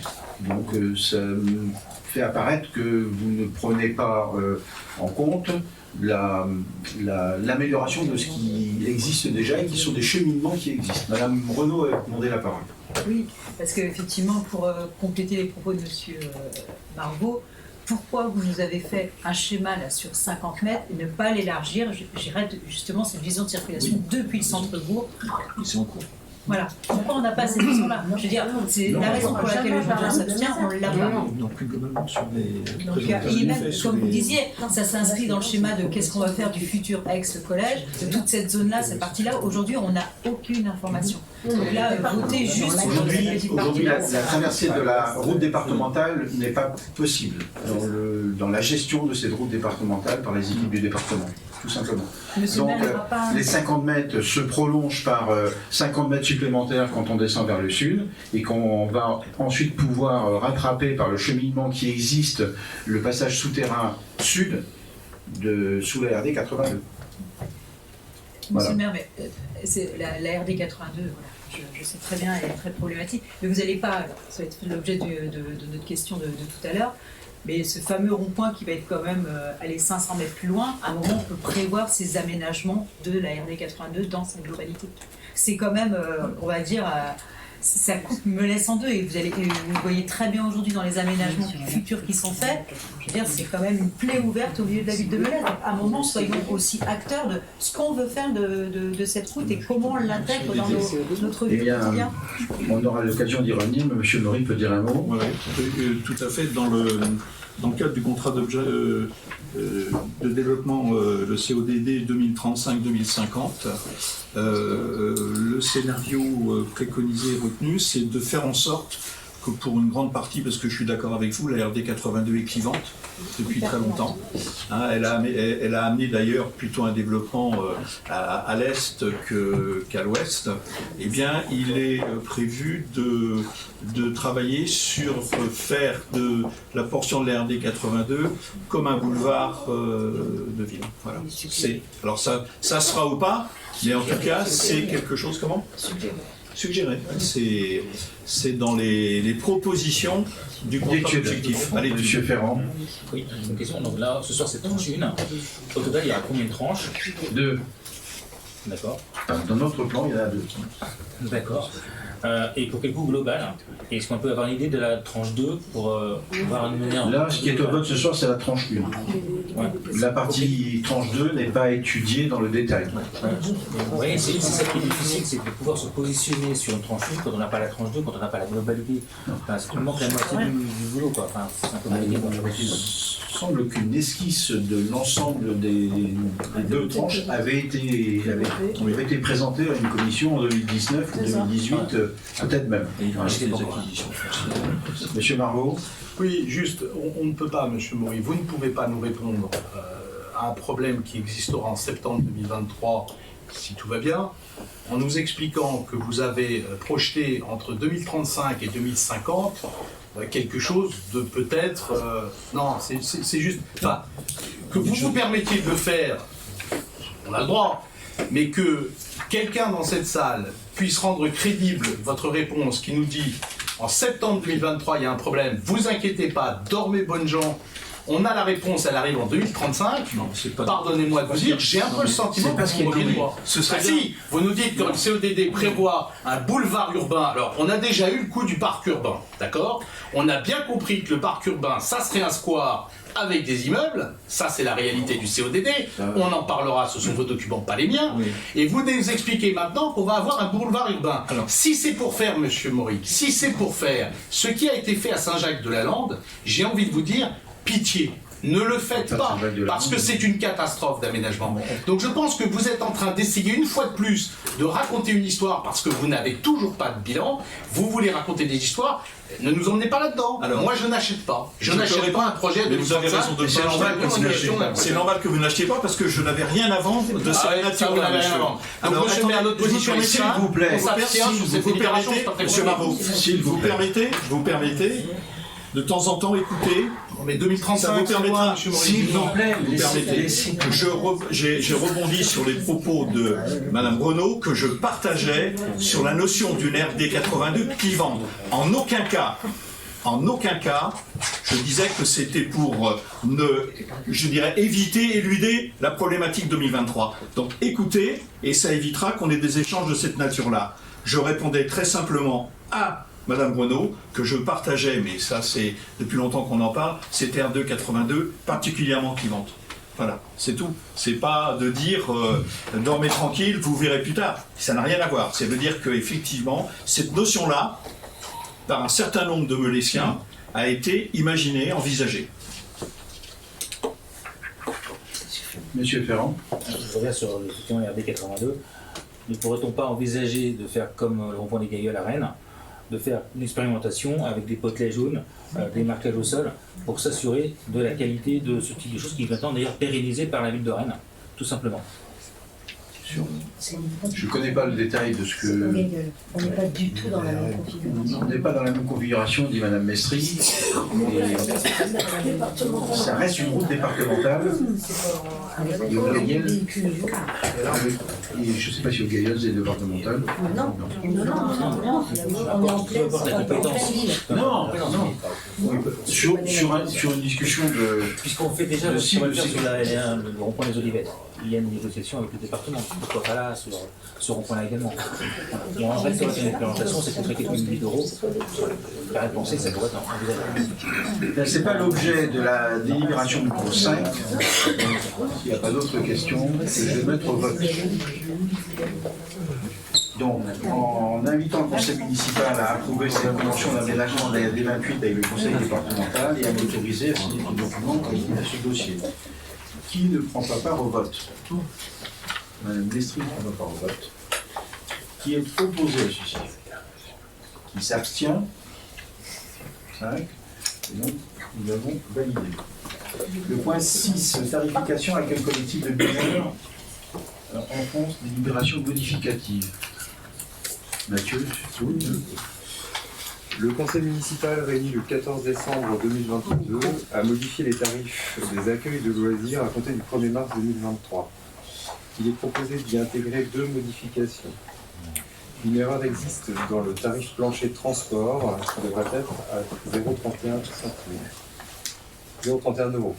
Le tarif micro-camp a été oublié. Il est proposé de le scinder en 2 tarifs micro-camp avec nuitée et veillée sans nuitée, proposés respectivement à 7 € et 5 € avec application des quotients familiaux.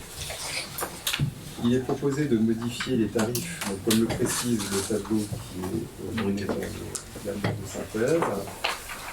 Et le conseil municipal s'est invité à modifier les tarifs de transport micro-camp et veillée des accueils collectifs de mineurs en France à compter du 1er mars 2023 et autoriser monsieur le maire à signer ce document relatif à ce dossier. Merci. Vous avez des demandes de précision.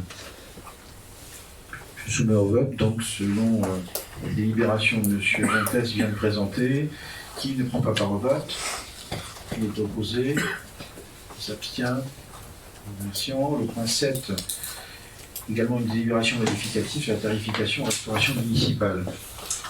Le conseil municipal réuni le 14 décembre 2022 a modifié les tarifs de la restauration à compter du 1er mars 2023. Il est proposé d'y intégrer une modification, à savoir l'accompagnement méridien sans repas. Ce tarif permet de facturer une prestation adaptée aux parents dont les enfants sont porteurs d'allergies lourdes ou de troubles alimentaires qui nécessitent la mise en place d'un plan d'accueil individualisé. Dans ce cas, le repas est fourni par les parents, mais l'accompagnement et l'encadrement méridien est identique aux autres enfants. Il est proposé de modifier les tarifs ainsi, donc 28 centimes pour le QF 275, 1,80 € donc pour le QF 1800, c'est-à-dire le tarif plafond, et d'appliquer un taux d'effort donc de 0,001. Le conseil municipal sera invité à modifier le tarif accompagnement méridien à compter du 1er mars 2023 et à autoriser monsieur le maire à signer tout document relatif à ce dossier. Merci. Des demandes de précision? Soumis au vote du conseil cette délibération telle que M. Gentes vient de la présenter. Qui ne prend pas part au vote? Qui est opposé? Qui s'abstient? Merci. Le point 8, sur subvention 2023 pour l'association Carnaval de Molès. Madame Narzin. Donc, comme les années précédentes, l'objectif poursuivi par l'association Carnaval de Molès est de faire du carnaval un événement important pour toutes les générations sur la ville de Molès et de favoriser le lien entre les Molésiens, les différentes associations et les acteurs économiques. Ce projet invite toutes les associations à participer à cet événement Pour mémoire, le conseil municipal avait attribué en 2022 une subvention d'un montant de 3 500 €, dont le premier versement de 1 500 € avait été voté le 9 mars 2022. Donc, comme chaque année, désormais, afin que l'association puisse honorer ses engagements financiers pour l'organisation du carnaval, qui est prévu cette année le samedi 25 mars 2023, il est proposé d'attribuer une avance sur la subvention à projet de 1 500 €. Et le conseil municipal est invité à autoriser monsieur le maire à attribuer cette avance de 1 500 € à l'association Carnaval de Melette et d'autoriser monsieur le maire à signer tout document relatif à cette délibération. Merci. Des demandes de précision? Je soumets donc au vote du conseil municipal. Selon cette délibération présentée par Madame Marzin, qui ne prend pas part à ce vote, qui est opposé, qui s'abstient. Je vous remercie. Point 9, concours des maisons fleuries 2023. Madame Le Dréan, quel est l'élu? Donc, comme chaque année, le concours des maisons fleuries aura lieu au printemps ou au printemps. Il est donc nécessaire de définir l'enveloppe budgétaire maximum à allouer pour ce concours pour 2023 et il est proposé de conserver l'enveloppe maximum de 700 €. Merci. Une demande de précision? Je soumets donc au vote du conseil municipal. En proposant donc de fixer le montant maximum de dotation à répartir entre les participants à 700 €, de donner tout pouvoir au jury conformément à l'article 8 du règlement, l'article 6 du règlement du concours des maisons fleuries pour la répartition de cette somme entre les participants et de m'autoriser à signer tout document sur ce dossier. Qui ne prend pas part à ce vote? Qui est opposé? S'abstient? Je vous remercie. Le point 10. Concernant la modification des statuts du syndicat départemental d'énergie de l'Ille-et-Vilaine. Le syndicat départemental d'énergie de l'Ille-et-Vilaine sollicite l'avis du conseil municipal concernant une modification statutaire récemment votée par le comité syndical. En 2023, le comité syndical a créé un nouveau service d'aide à la rénovation énergétique afin de renforcer son accompagnement auprès des collectivités du département. La grande innovation de ce dispositif réside dans la mutualisation du financement du reste à charge de ces travaux à l'échelle du SDE 35 et le remboursement différé des annuités après la mise en service de la rénovation. Le but est de permettre à la collectivité propriétaire de dégager ses capacités de remboursement par des économies fluides réalisées. Un système de maîtrise d'ouvrage délégué au SDE 35 permettra également aux communes qui le souhaitent de faire réaliser les travaux d'efficacité et de rénovation. Afin de clarifier les possibilités d'intervention du SDE 35 dans ce domaine, le comité syndical du 7 décembre 2022 a approuvé la modification statutaire suivante. L'alinéa correspondant à la maîtrise de la demande en énergie, compris à l'article 3.2 des activités accessoires, est modifié comme suit. Réalisé dans le cadre des dispositions de l'article L2224-34 du CGCT, directement par le syndicat ou par l'intermédiaire d'un délégataire, des actions tendant à maîtriser la demande d'énergie hors lieu d'électricité du réseau des consommateurs finals. J'aurais dit finaux, moi, mais bon, peut-être. C'est le texte, c'est le texte. Merci. Des consommateurs finals desservis en gaz, en chaleur ou en basse tension pour l'électricité et accompagner des actions tentant à maîtriser la demande d'énergie sur leur territoire. Et notamment prendre en charge pour le compte des membres toute ou partie des travaux nécessaires pour améliorer la performance énergétique des bâtiments dont les membres sont propriétaires en assurant le financement de ces travaux ou des actions pouvant tendre à maîtriser la demande d'énergie des consommateurs en situation de précarité énergétique. Le projet de statut a été annexé à la délibération. Merci. Demande de précision? Est-ce que c'est clair? Donc j'invite le conseil municipal à émettre un avis favorable sur la modification des statuts du syndicat départemental d'énergie d'Ille-et-Vilaine tel que Mme Massé le présenté. Qui ne prend pas part à ce vote? Qui est opposé? Qui s'abstient? Je vous remercie. Le point 11. Pardon? Juste pour madame, je viens de vérifier sur le dictionnaire de l'Académie française. Donc, en l'occurrence, c'est bien les consommateurs finales. Merci. L'exercice est compliqué, je ne vais pas vous lire la page entière, c'est d'ailleurs très intéressant. Mais c'est bien, en cette occurrence, consommateur final. Ça paraît choquant, mais c'est ainsi. C'est pour ça que j'aime maintenu que on a voté le Elle est texte. excellente. On a voté le la bonne texte. blague de M. Dumas, parce qu'il a fait une très bonne blague. Je propose qu'on passe au point 11. Ils sont pas En demandant, Madame Mestri vient vouloir assurer la présentation. L'employeur d'un sapeur-pompier volontaire SPV peut conclure avec le service départemental d'incendie et de secours 10 une convention afin de préciser les modalités de la disponibilité opérationnelle et de la disponibilité pour formation des SPV. Cette convention veille notamment à s'assurer de la compatibilité de cette disponibilité avec les nécessités du fonctionnement du service public, en l'occurrence puisqu'il s'agit d'un service public. Actuellement, la collectivité compte un agent SPV dans les services. Vous avez noté qu'il manque un pays. Les activités concernées par la disponibilité pendant le temps de travail du SPV sont les suivantes: les missions opérationnelles concernant les secours d'urgence aux personnes victimes d'accidents, de sinistres ou de catastrophes et leur évacuation, ainsi que la protection des personnes, des biens et de l'environnement en cas de péril. Également les actions de formation. Vous aviez la convention qui était jointe à la présente délibération. Je rajouterai en complément que cette proposition permettra à la commune de rejoindre les 73 communes qui sont actuellement signataires de ce genre de convention, pour un total de 131 sapeurs-pompiers volontaires en Ille-et-Vilaine. 5 communes de la communauté de communes sont actuellement signataires également de cette convention. Merci. Ces éléments complémentaires. Avez-vous des questions, des demandes de précision? Monsieur Moulez. Juste une question, mais qui ne concerne pas forcément directement la commune, mais ce type de convention-là donc, est signé avec les différents employeurs. Je pense qu'on a de jeunes sapeurs-pompiers volontaires qui sont étudiants. Est-ce qu'on a un dispositif du même type avec les universités? Non, ça n'existe pas. C'est avec l'employeur vraiment, puisqu'il y a un défraiement et une compensation des frais salariés. Il n'y a pas de possibilité de quitter la classe pour aller en intervention. Ouais, ou quand ils sont en intervention d'être en retard, ou être absent, ou être... Alors après, il n'y a pas de convention qui le cadre. Ouais, d'accord. Ouais. D'autres demandes de précision? Merci pour cette question et cette précision. Je soumets donc au vote du conseil municipal en invitant le conseil à valider l'adoption des termes de la convention dont Madame Mestri vient de faire la présentation synthétique qui est annexée à la présente délibération et de m'autoriser à la signer ainsi que toute pièce nécessaire à l'exécution de cette délibération.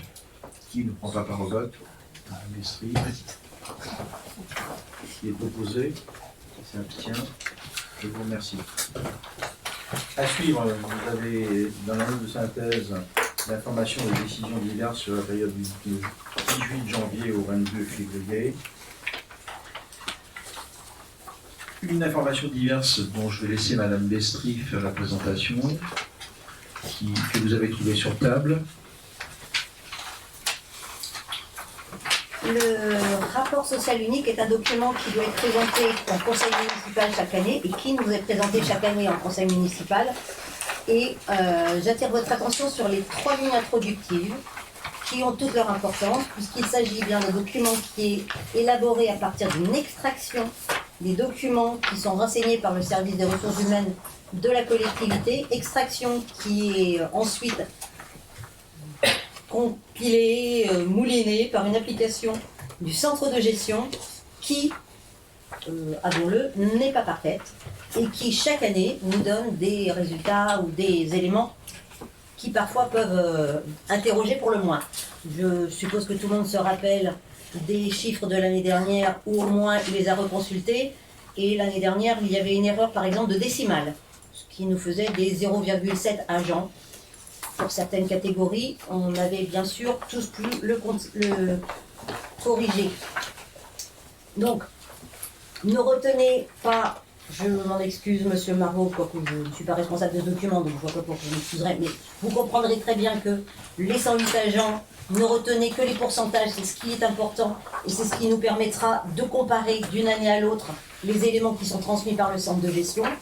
Donc, ce qu'on peut noter, c'est que notre masse salariale, nos effectifs, sont en légère augmentation par rapport à l'année dernière. Si on ne repart que des chiffres du rapport social unique qui nous a été communiqué l'année dernière, 13 agents, tous statuts confondus, c'est-à-dire permanents, contractuels, permanents et contractuels non permanents confondus, on a une augmentation de 13 agents. Concernant, je vais aller très vite parce que Compte tenu de l'heure, je pense que personne ne m'en voudra, mais je pourrais être, je serai à votre disposition pour d'autres compléments si vous C'est souhaitez. possible de laisser terminer la présentation? Non, c'était juste pour dire, monsieur le maire, on vient d'avoir le document.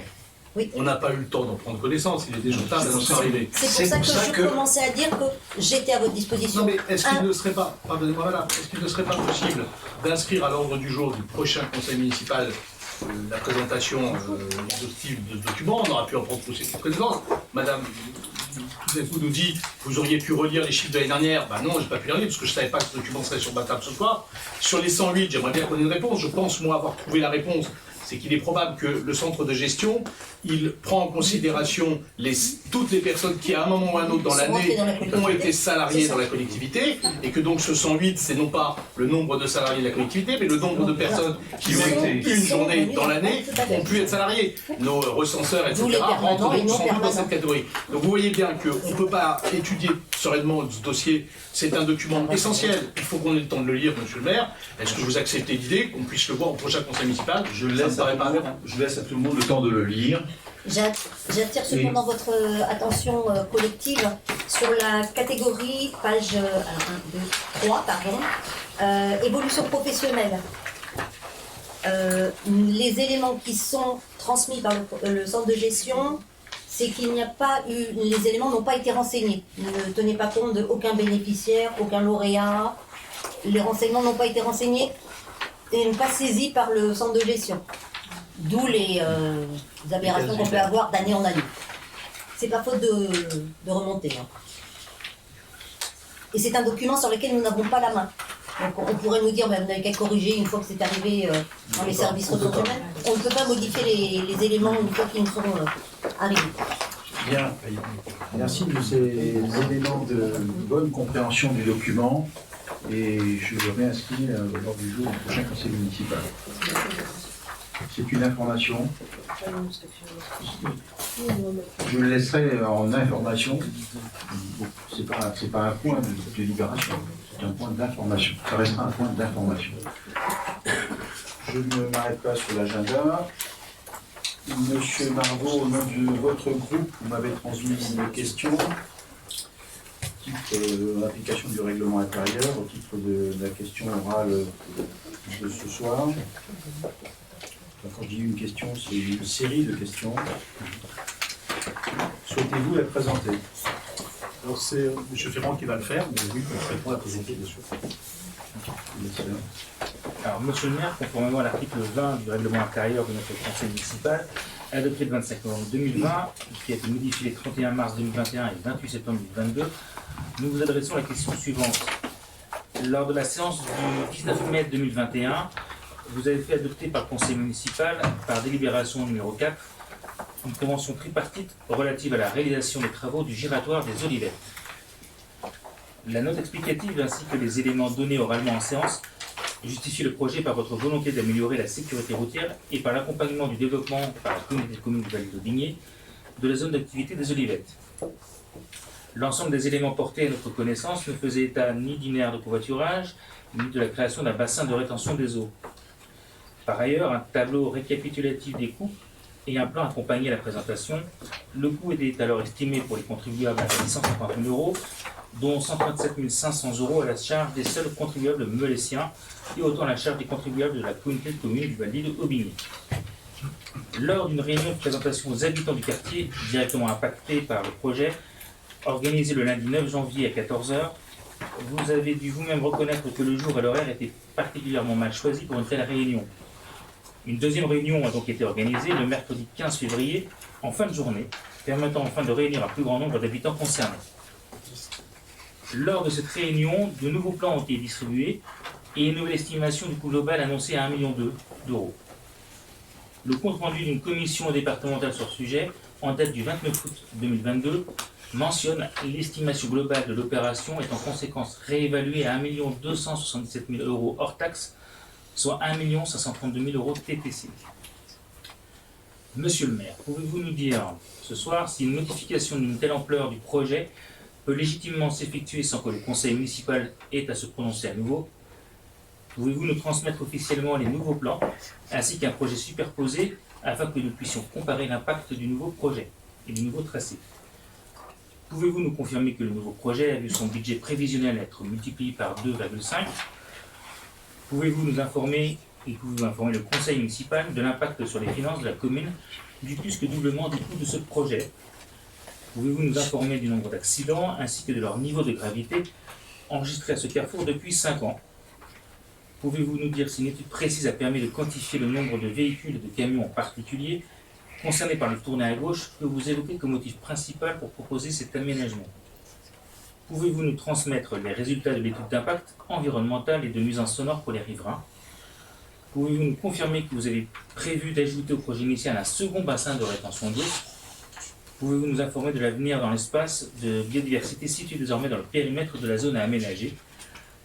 Pouvez-vous nous donner des précisions sur l'aménagement prévu pour la traversée du chemin de la biodiversité? Pouvez-vous nous confirmer que rien n'est prévu pour l'intégration des mobilités douces dans cet aménagement? Pouvez-vous nous confirmer que vous avez prévu l'aménagement d'une zone de covoiturage? Si oui, à quelle distance du premier arrêt de bus et comment s'y rendre? Pouvez-vous nous dire sur la base de quelle étude vous souhaitez implanter une aire de covoiturage à cet endroit? Pouvez-vous nous dire quelles autres configurations possibles ont été étudiées permettant de réduire l'impact direct sur les riverains? Avez-vous conscience que ce projet privilégie d'abord les problématiques des entreprises de la ZAC avant celles des riverains déjà installés? Pouvez-vous assurer aux riverains que les travaux pour cet aménagement et l'augmentation des flux de véhicules sur ces emplacements n'auront pas de répercussions sur la valeur de leurs biens immobiliers? Et qu'envisagez-vous sur cette portion de départementale pour protéger nos enfants, alors même que les nouveaux équipements publics s'installent de part et d'autre de la route avec demain encore plus de camions en circulation? Et enfin, pouvez-vous enfin nous expliquer ce que vous entendez par concertation quand votre seul contact avec les habitants se fait après vote et validation et sur la base d'un projet en rien conforme avec celui adopté par le conseil municipal? Merci pour cette lecture. En réponse à cette question, à cette série de questions, je vais commencer par dire que ce projet est porté par le département d'Ille-et-Vilaine. L'ouvrage en projeté est prévu sur la route départementale 82. À ce jour, ce projet est au stade de l'étude par les services du département.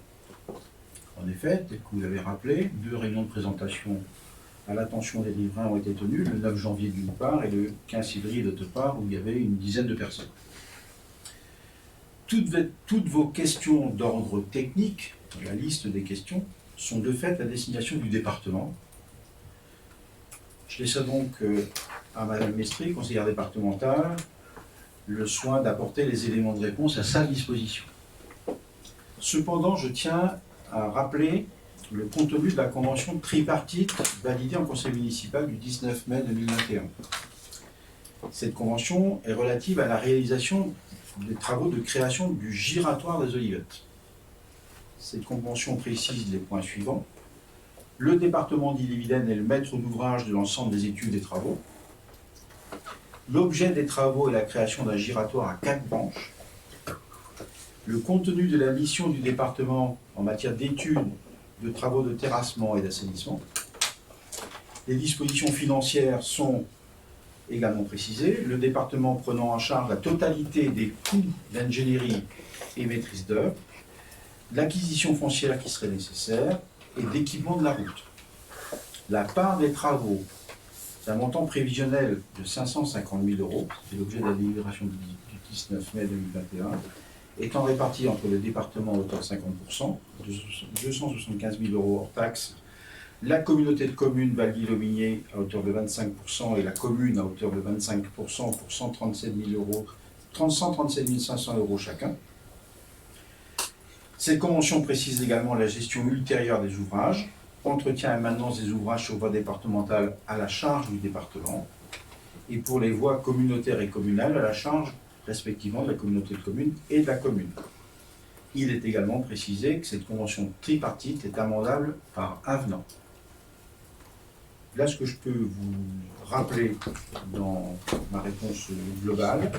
Les autres questionnements plus techniques, je donne la parole à Madame Mestri, conseillère départementale.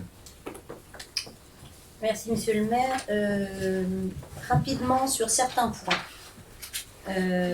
Sur la question de les résultats de l'impact environnemental et les nuisances sonores, ce qui a été apporté comme élément au présent et aux riverains donc, lors de la dernière réunion, c'est qu'une étude de bruit serait faite avant le printemps pour avoir un T0 et un niveau 0 pour pouvoir mesurer le bruit actuel donc avant les travaux, qu'un une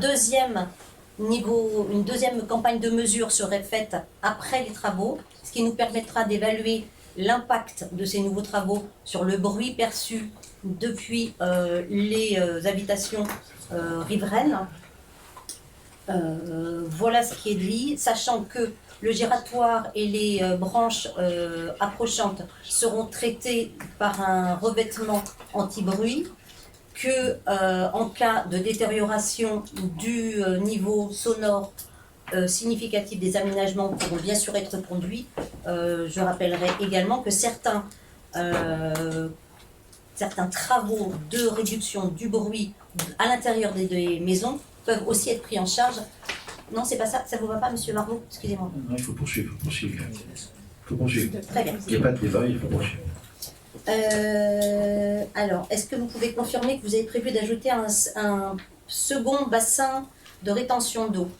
Lors de la première présentation qui avait été faite avec une esquisse, je ne dirais pas sommaire, mais assez globale, un plan d'ensemble de l'aménagement de ce futur giratoire, en effet, un bassin de rétention n'avait pas été prévu initialement. Ce bassin de rétention, le nouveau bassin de rétention qui est apparu, dont le projet a été dessiné sur le nouveau projet qui a été présenté il y a quelques semaines, est une obligation faite par l'État qui, depuis la création du lotissement, donc dans les années 99, les normes ont évolué et les capacités actuelles de l'ouvrage réceptionnant les eaux pluviales ne suffisent plus pour les nouvelles normes. Et donc un bassin plus grand est donc nécessaire d'être créé. Il ne peut pas, vu la taille nécessaire et les obligations légales, être créé à l'endroit même où sont actuellement reçues les eaux pluviales, d'où la nécessité de déplacer l'ouvrage dans le quart nord-est de l'ouvrage. Alors que pour l'instant, si on devait schématiser, il est plutôt dans le sud-est de l'ouvrage. Voilà. Quelle question? Alors, pouvez-vous nous donner des précisions sur l'aménagement prévu pour la traversée du chemin de la biodiversité? Sur l'ouvrage qui est prévu, on arrive à une proposition qui ressemble à celle du carrefour du Chêne Noël. J'avais un doute sur le nom du carrefour. Carrefour du Chêne Noël, vous voyez tout ce dont il s'agit. Un carrefour qui permet, par la création d'îlots centraux perforés, la traversée en site protégé, enfin la mise à l'abri de piétons lorsqu'ils veulent traverser la chaussée. Donc c'est ce qui est prévu sur le futur aménagement pour permettre justement ce passage du petit chemin qui traverse entre le lotissement des Tilleuls et le lotissement le square du Ménez aussi, et permettre la remontée et traversée par le giratoire. Alors, pouvez-vous nous confirmer que rien n'est prévu pour l'intégration des mobilités douces dans cet aménagement? Non, je ne peux pas vous dire que rien n'est prévu pour les mobilités douces, puisque je viens de dire qu'il était prévu qu'on puisse traverser à pied, ce qui n'est normalement pas possible sur une traversée de route départementale hors agglomération, et nous sommes bien là, hors agglomération. Et d'autre part, mobilité douce, ça a lien direct avec la question relative à l'ère de covoiturage, ce sur quoi nous nous en sommes expliqués lors de la présentation aux riverains.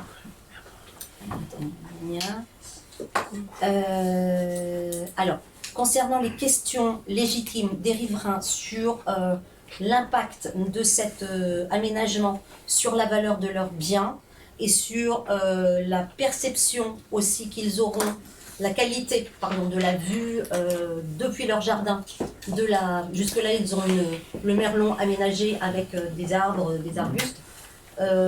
L'engagement qui a été pris lors de la dernière réunion, c'est que d'ici la prochaine réunion, enfin pour la prochaine réunion qui est donc calée en mai, soit proposé des visuels, simulations visuelles, je ne sais plus comment on peut dire à l'heure à laquelle je parle, des visuels pour leur donner une perspective de ce que sera la vue depuis leur jardin de pas le giratoire en fait, parce qu'ils ne verront pas plus qu'ils ne voient la rue actuellement, la route actuellement.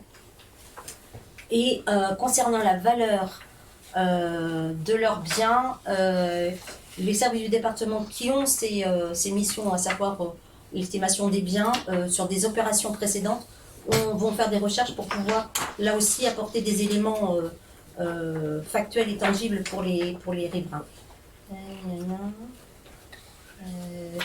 Concernant la demande que vous formulez de plans et de double plan, en fait, deux scénarios évoqués, la question est revenue plusieurs fois lors de la réunion avec les riverains, comme le précisait M. le maire, est-ce qu'on n'aurait pas pu imaginer une solution moins impactante, moins proche des propriétés privées.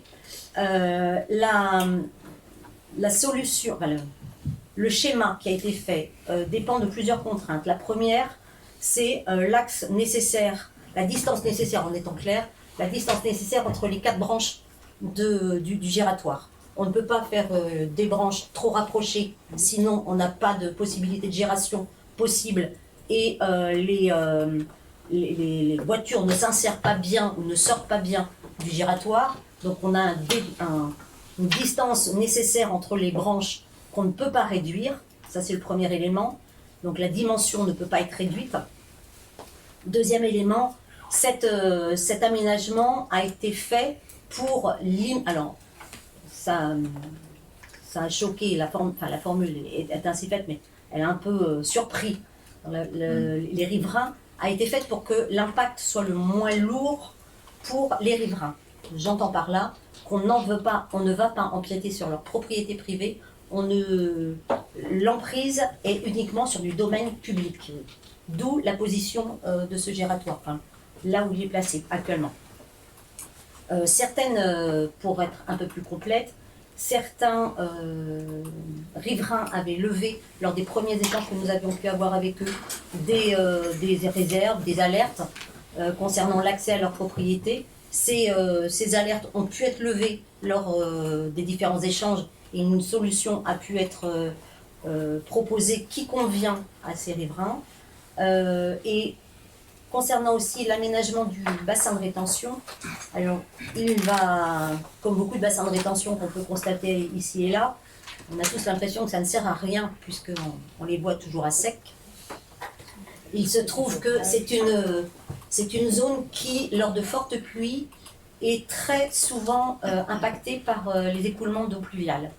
Un des riverains nous a d'ailleurs alerté sur le fait que les canalisations qui protégeaient, d'évacuation des eaux pluviales qui étaient au droit de sa propriété ne devaient surtout pas être déplacées puisqu'elles avaient été modifiées il y a peu de temps et que sans cette modification, lors des grosses pluies, son sous-sol était inondé à chaque fois. Donc on avait bien cette alerte-là en ligne.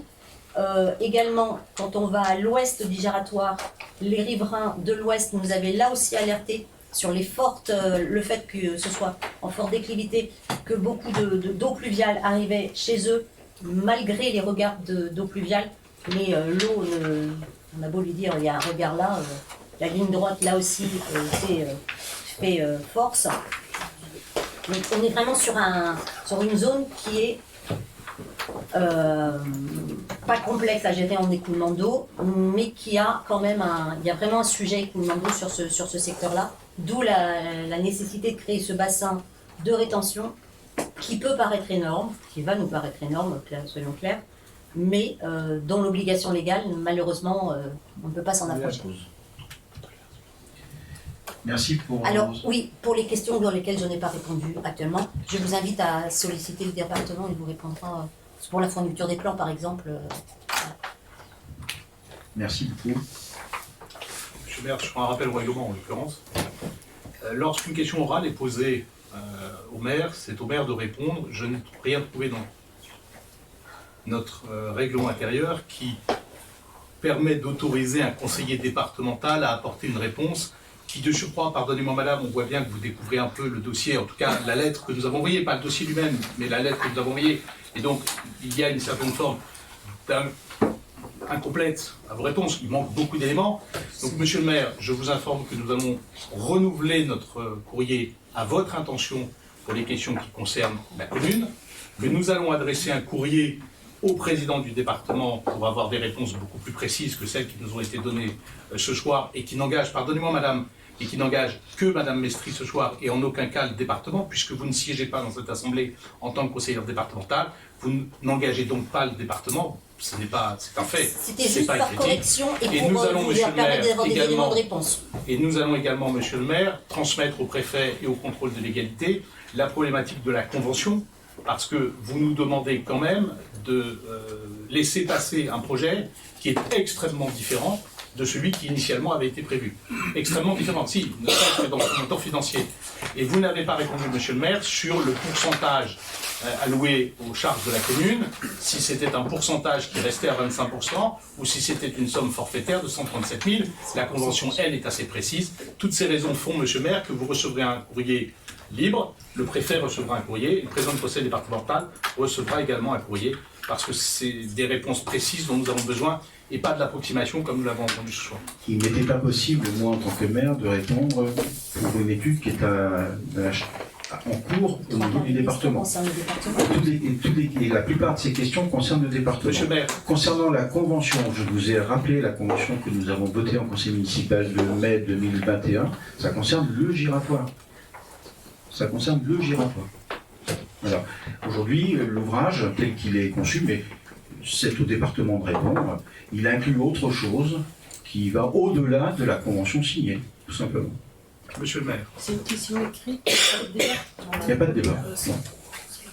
Madame Marzin, est-ce qu'on peut sortir du strict, parce que je vais faire un rappel au règlement, si c'est le cas. Non, mais monsieur Marceau, vous rappelez le règlement quand ça vous arrange. Non. Si, vous venez de le faire. Vous rappelez le règlement quand ça vous arrange, et quand ça vous dérange. Rien ne me dérange, madame. Rien ne me dérange. J'ai levé la main pour demander la parole au maire, qui me l'accordera ou ne me l'accordera pas, et c'est sa décision. Et ça n'a rien à voir avec la notion de débat ou pas de débat. Non, vous avez précisé qu'avec les éléments de réponse qui ont été apportés en délai court, Justement, monsieur le maire, c'est là-dessus que je voulais intervenir.